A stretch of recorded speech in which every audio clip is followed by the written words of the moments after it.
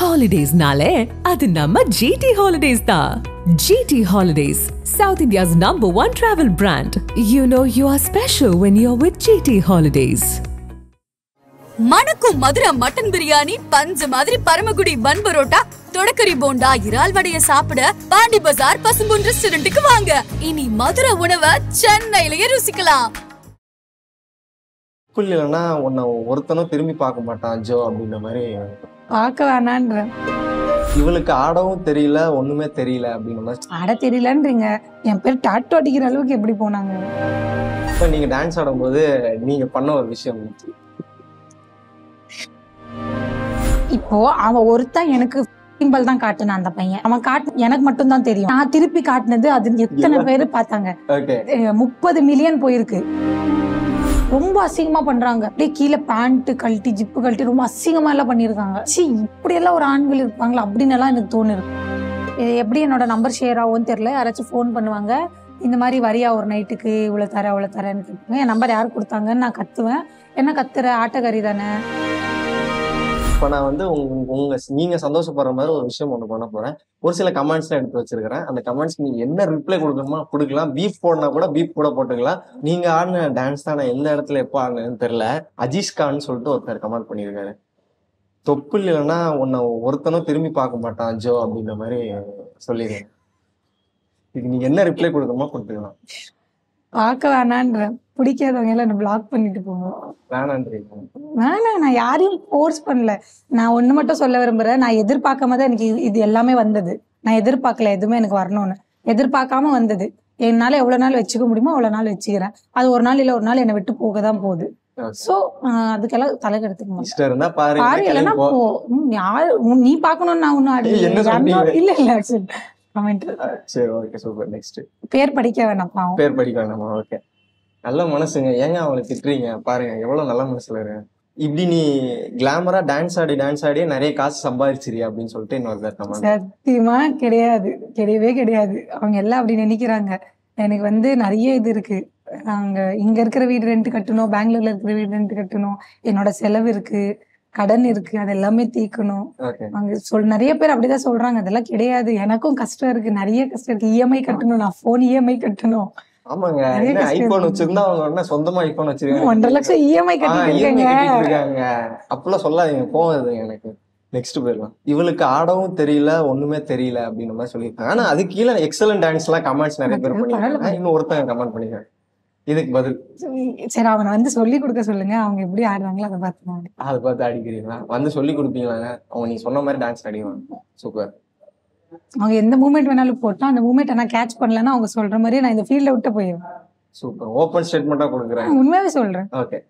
என்னடா எலவு டான்ஸ் கேவலமா, ஒரே ஸ்டெப் தான் மோஸ்ட்லி எல்லா சாங்குக்கும் போடுறாங்க அப்படின்னு. நான் ஒரே ஸ்டெப் எந்த மூமெண்ட்லயும் போடலாம், தப்பிடிச்சா பாக்கலாம் போகலாம். அதெல்லாம் நான் எதுவும் சொல்றது விருப்பம் இல்லை. சூப்பர். எனக்கு இதுக்கு மேல நான் கமெண்ட்ஸ் படிக்க விரும்பல, உங்களை ஹர்ட் பண்ண விரும்பல. நெகட்டிவ்ஸ்னு ஒரு பக்கம் இருந்தா கூட நிறைய பாசிட்டிவ்ஸ் நிறைய. அதான் எனக்கு நிறைய நெகட்டிவ். எனக்கு இப்போ ஒரு 100%ல ஒரு 20% 80% நெகட்டிவ் வச்சுக்கோங்க. ஒரு 20% பாசிட்டிவ் வந்தா நான் அந்த 20% தான் பார்ப்பேன். அந்த 80% நான் கண்டுக்க மாட்டேன். ஒருத்தங்களுக்கு என்ன பிடிக்கும்னா நான் எப்படி இருந்தாலும் ஒருத்தங்களுக்கு பிடிக்கும். என் உடம்புக்கு வச்சு நான் ஆடுறதே பெரிய விஷயம். டாக்டர் ஆடவே வேணான்னு சொல்லியிருக்காங்க. ஃபோர்ஸா ஆடக்கூடாது, ஃபாஸ்டா ஆடக்கூடாதுன்னு சொல்லியிருக்காங்க. இருந்தும் என்னால எந்த அளவுக்கு ஆட முடியுமோ அந்த அளவுக்கு நான் ஆடுறேன். என்னை பொறுத்த வரைக்கும் நான் வாங்குற சம்பளத்துக்கு நான் கரெக்டா வேலை செய்வேன். என்னோட சந்தோஷத்தையும் நான் பாக்குறேன், நான் வாங்குற வேலைக்கு நான் ஒழுங்கா வேலையும் செய்யறேன். நான் ஏதோ படிச்ச மாதிரி சொல்றேன். ஆட தெரியல, அப்புறம் எப்படி ஆட தெரியாம நான் இந்த அளவுக்கு வந்துட்டேன்னு எனக்கு இல்லங்க. ஆட தெரியலன்னு சொல்றாங்க, அப்புறம் எப்படி இந்த அளவுக்கு நான் வந்துட்டேன்? கரெக்டா? ஆட தெரியலன்றீங்க, என் பேர் டாட்டோ அடிக்கிற அளவுக்கு எப்படி போனாங்க? ஆமா, நிறைய பேர் ஒரு 20 கிட்டத்தட்ட ஒரு 12-18 பேர் அடிச்சிருப்பாங்க டாட்டூ. இந்த மாதிரி நல்ல உள்ளங்கள் பார்க்கும்போது ரொம்ப நான் அழுந்திருக்கேன். ஆக்சுவலி நான் ரொம்ப கொடுத்து வச்சிருக்கேன் இந்த ஒரு விஷயத்துல. எதிர்பார்க்காத முடிய அளவுக்கு ஃபேன்ஸ், தம்பிங்க தான் எல்லாரும் அக்கா அக்கா தான் கூப்பிடுவாங்க. அந்த அளவுக்கு எனக்கு லவ் இருக்கு.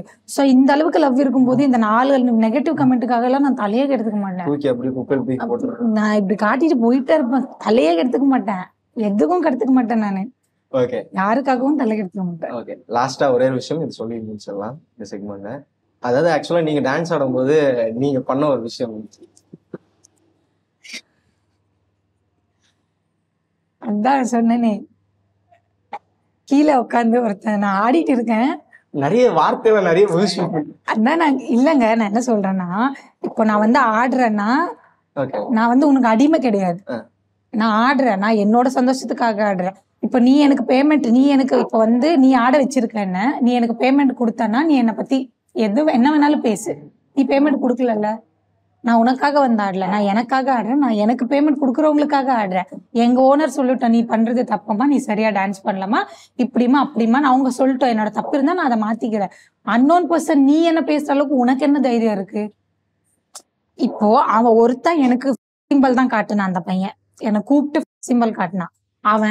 அவன் காட்டுனது அவனுக்கு மட்டும், எனக்கு மட்டும் தான் தெரியும். நீங்க திருப்பி ஆனா நான் திருப்பி காட்டினது அது எத்தனை பேரு பார்த்தாங்க? 30 மில்லியன் போயிருக்கு. அப்போ நீ பண்ணது எனக்கு ஒருத்தன் தான், நீ பண்ணது மட்டும்தான் தெரியும். ஆனா நான் உனக்கு பண்ணது எத்தனை பேர் பார்த்தாங்க? நான் அப்படிதான், நான் இப்படிதான். ஆட்டிடியூடுன்னு வச்சுக்கலாம், இல்ல வேற ஏதாவது வச்சுக்கலாம். எனக்கு என்ன ஒருத்தன் பேசுறானா அவன் எந்த ரைட்ஸும் கிடையாது.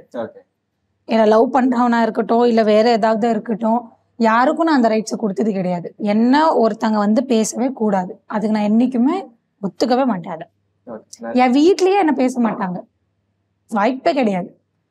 என் கூட பிறந்த அக்கா ஏதாவது என்ன ஒரு வார்த்தை சொன்னானா, எனக்கு அந்த வார்த்தை நீ சொல்லாத, எனக்கு விருப்பம் இல்லைன்னா அதை விட்டுருவேன். இன்னொரு வார்த்தை அந்த வார்த்தை எங்க அக்கா சொல்ல மாட்டான். அப்படி என் கூட பிறந்தவளுக்கே நான் அந்த ரைட்ஸ் கொடுக்கலன்னா நீ யாரு? நீ எதுக்கு என்னை பத்தி தப்பா பேசுற? ஆட வந்த உடனே அந்த மாதிரி அசிங்கமா ரொம்ப அசிங்கமா பண்றாங்க. நான் ஆடும்போது கிடையாது, ஒரு பொண்ணு ஆடிட்டு இருக்கும்போது நான் வீடியோல தான் பார்த்தேன். இப்போ நீங்க பார்த்த மாதிரி தான் ஒரு பொண்ணு தெரிஞ்ச பொண்ணு தான். அந்த பொண்ணு ஆடிட்டு இருக்கு, அப்படியே கீழே பேண்ட் கழட்டி ஜிப்பு கழட்டி ரொம்ப அசிங்கமா எல்லாம் பண்ணியிருக்காங்க. ஸோ அதெல்லாம் பார்க்கும்போது சி இப்படியெல்லாம் ஒரு ஆண்கள் இருப்பாங்களா அப்படின்னு எல்லாம் எனக்கு தோணு இருக்கு. அது ஹர்ட் ஆகும். அவங்க வந்து ஒரு ஜாலியில பண்றாங்களா, ஒரு போதையில பண்றாங்களா, அது மேட்டர் கிடையாது, டஸ் நாட் மேட்டர். பட் அதை எடுத்துக்கிறவங்க எப்படி எடுத்துக்கிறாங்கன்றது தான் மேட்டர். கரெக்டா? அது ரொம்ப ஹர்ட். இப்போ நான் வந்து ரொம்ப போல்டான பொண்ணு, நான் வந்து சிம்பிளா எடுத்துனேன். அதே ஒரு ரொம்ப சைலண்டான பொண்ணா இருந்தா அது டிப்ரெஷன் போயிருவாங்க, அதை நினைச்சு. கரெக்டா சொல்றேன்னா, என்னை பொறுத்த வரைக்கும் இந்த ஃபீல்டுல நீங்க சொன்ன மாதிரி ஆட்டிடியூடா கோவக்காரியா இருந்தாதான் பொழைக்க முடியும். இந்த ஃபீல்டுலன்னு மட்டும் கிடையாது, இப்போ இருக்கிற இந்த உலகத்துக்கு இப்படி இருந்தாதான் பொழைக்க முடியும். அப்போதான் எவனும் நம்ம கிட்ட வராம இருப்போம். என்னை பொறுத்த வரைக்கும் நான் கரெக்டா இருக்கேன், எனக்கு பிடிச்சிருக்கு நான் இருக்கிறதுல. ஒவ்வொரு தடையும் உங்க எக்ஸ் பாய் ஃப்ரெண்ட் பத்தி பேசுறீங்க. ஆமா. அதுக்கப்புறம் அவரை சந்திச்சீங்களா, பேசுனீங்களா? இல்ல, பிரேக்கப் ஆனதுல இருந்து நான் ஒரு வாட்டி கூட அவரை பார்த்ததே பேசல. இப்ப நிறைய பேர் வந்து இந்த ஆடலும் பாடலும் நிகழ்ச்சி மூலமா நிறைய பேர் பிரபலம் அடைஞ்சிருக்காங்க. எனக்கு அதுல ரொம்ப முக்கியமான நபரா நீங்க இருந்திருக்கீங்க சோசியல் மீடியால பார்த்த வரைக்கும்.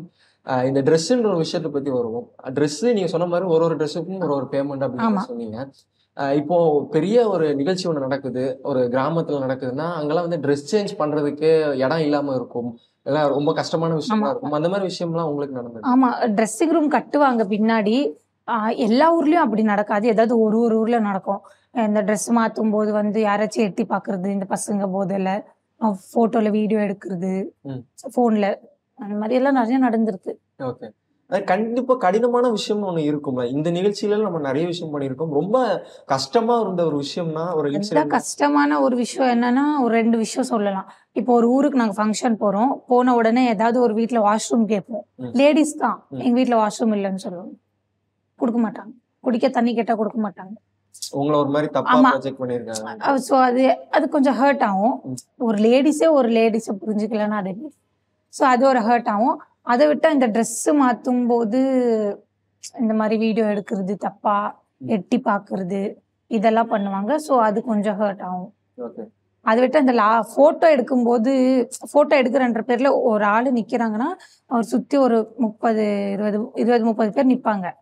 அப்போ வந்து என்ன பண்றாங்க, போட்டோ எடுக்கிறன்ற பேர்ல எல்லாரும் அப்படி பண்ண மாட்டாங்க.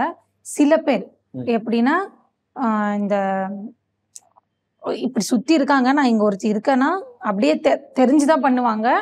அங்கங்க தொட்டுடுவாங்க, அங்கங்க டச் ஆகும். அப்போ நம்ம கேட்கணும் தெரியாம ஆயிடுச்சுன்னு சொல்லுவோம். சண்டை போட முடியாது இல்லையா? ஸோ ஓகே அப்படின்னு சொல்லிட்டு நானே அவாய்ட் பண்ணிட்டு வந்துட்டேன். போட்டோ எடுக்கிறது சுத்தமா இப்போல்லாம் எடுக்க மாட்டேன். போட்டோஸ் எல்லாம் அவாய்ட். யாராச்சும் போட்டோஸ் கேட்டாங்கன்னா அவாய்ட் பண்ணிடுவேன். என்ன பெருசா என்ன சொல்ல போறாங்க, இந்த மாதிரி ஃபேமஸ் ஆயிட்டாங்க, திமிரு காட்டுறாங்க, ஆட்டிடியூட் அப்படி சொல்லுவாங்க. ஆனா எங்களோட கஷ்டம் எங்களுக்கு தான் தெரியும். ஓகே. இப்போ உண்மையிலே பொறுத்த வரைக்கும் நான் நிறைய பேர்கிட்ட உங்களை பத்தி கேட்டேன்.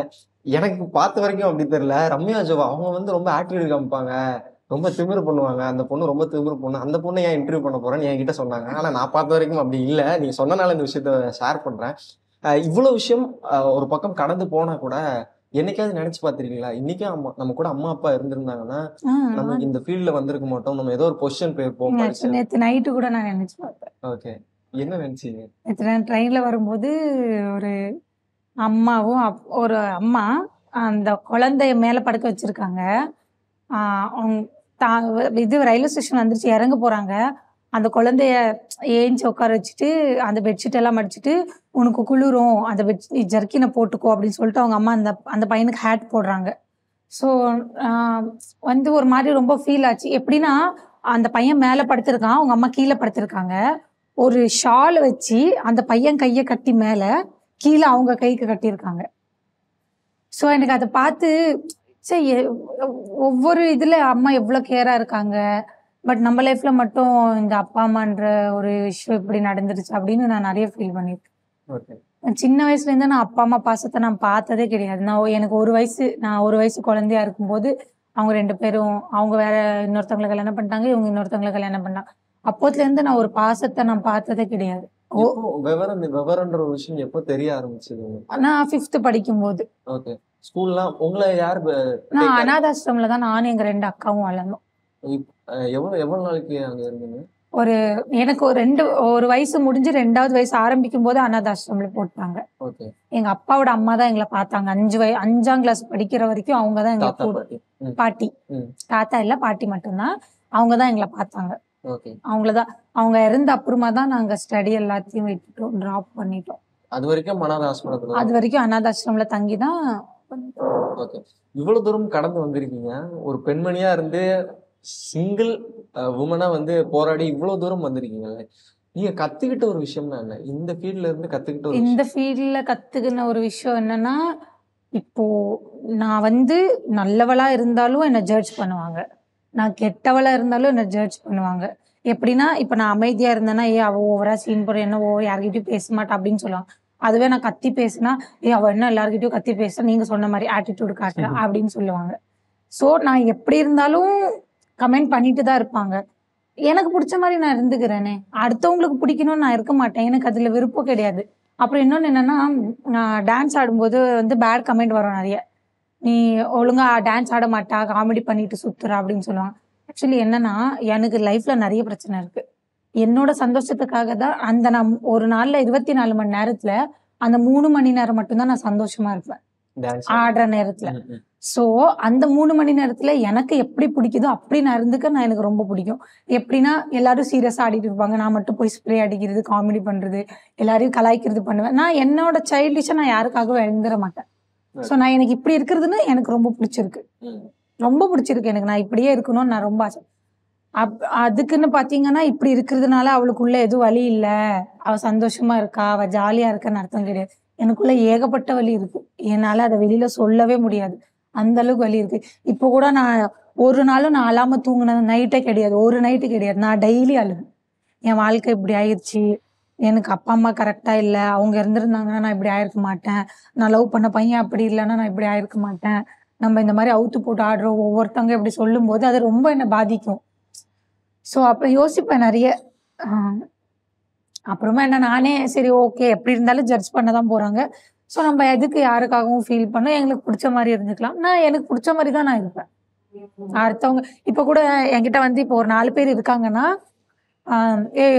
அந்த 4 பேர்ல டிஸ்கஸ் பண்ணுவாங்க. நீ போய் கேள்ற ரம்யாக்கா கிட்ட போட்டோ எடுக்கல, அந்த அக்கா திட்டுவாங்கன்னா நீ போய் கேள்ற, அந்த அக்கா கூப்பிடுவாங்க நீ போட அப்படின்னு பயப்படுவாங்க. எனக்கு இது பிடிச்சிருக்கு, எந்த ஆம்பளையும் என்கிட்ட வரக்கூடாது, எனக்கு இன்ட்ரெஸ்ட் இல்லை, எனக்கு லவ்லயும் இன்ட்ரெஸ்ட் இல்லை, ஃப்ரெண்ட்ஷிப்லயும் சுத்தமா இன்ட்ரெஸ்ட் இல்லை, எனக்கு இந்த ஆம்பளைன்ற பேரே எனக்கு பிடிக்கல, எனக்கு தேவையில்லை. உண்மையில ரொம்ப அழகா நிறைய விஷயங்கள் ஷேர் பண்ணுங்க. இன்னும் உங்க பணி சிறக்கிறதுக்கு, நீங்க நினைச்ச மாதிரி ஆகிறதுக்கு என்னோட சார்பா ஆதன் சினிமா சார்பா பெரிய வாழ்த்துக்கள். எப்பவுமே இதே ஸ்ட்ராங்கா இதே போல்ட்னஸோட இருங்க, பார்க்க ரொம்ப நல்லா இருக்குது. ஏன்னா 24 வயசுல ஒரு பெண் வந்து இவ்வளவு தூரம் கடந்து யார் சப்போர்ட்டும் இல்லாம இன்னைக்கு இவ்வளவு தூரம் வந்திருக்குதுன்றது சாதாரண விஷயமாவே கிடையாது.